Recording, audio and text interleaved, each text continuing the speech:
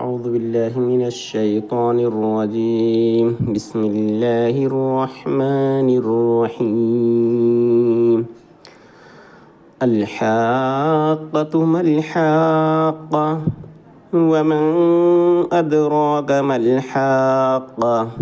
كذبت ثمود وعاد بالقارعة فأما ثمود فأهلكوا بالطاغية وأما عاد فأهلكوا بريح صرصر عاتية سخرها عليهم 7 ليال و8 أيام حسوما فترى القوم فيها صرعى كأنهم أعجاز نخل خاوية فهل ترى لهم من باقية وجاء فرعون ومن قبله والمؤتفكات بالخاطئة فعصوا رسول ربهم فأخذهم أخذة رابية إنا لما طغى الماء حملناكم في الجارية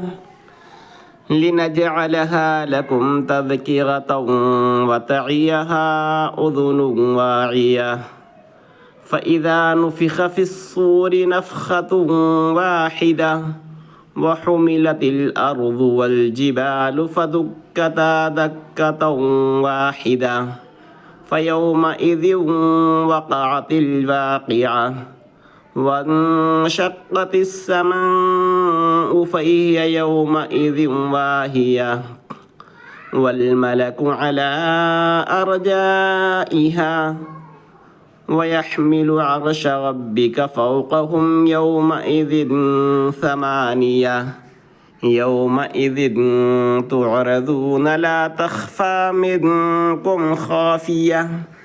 فأما من أوتي كتابه بيمينه فيقول هاؤم اقرءوا كتابيه إني ظننت أني ملاق حسابيه فهو في عيشة راضية في جنة عالية قطوفها دانية كلوا واشربوا هنيئا بما أسلفتم في الأيام الخالية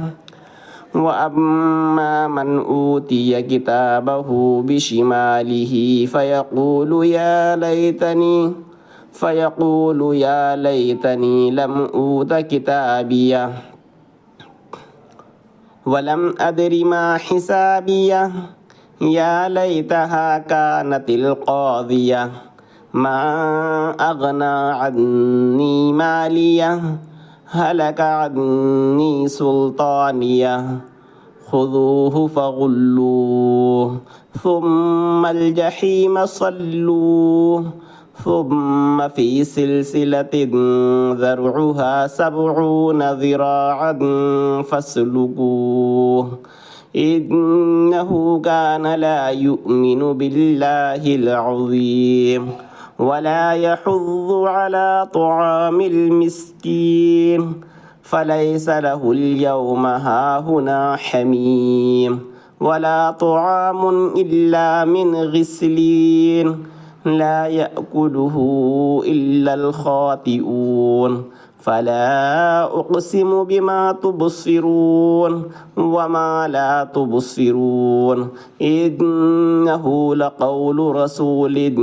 كريم وما هو بقول شاعر قليلا ما تؤمنون ولا بقول كاهن قليلا ما تذكرون تنزيل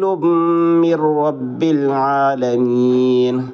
ولو تقول علينا بعض الأقاويل لأخذنا منه باليمين ثم لقطعنا منه الوتين فما منكم من أحد عنه حاجزين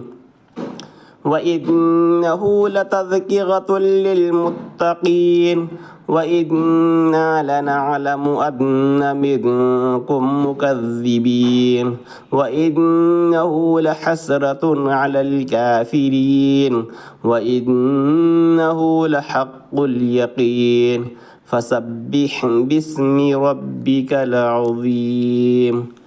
صدق الله العظيم.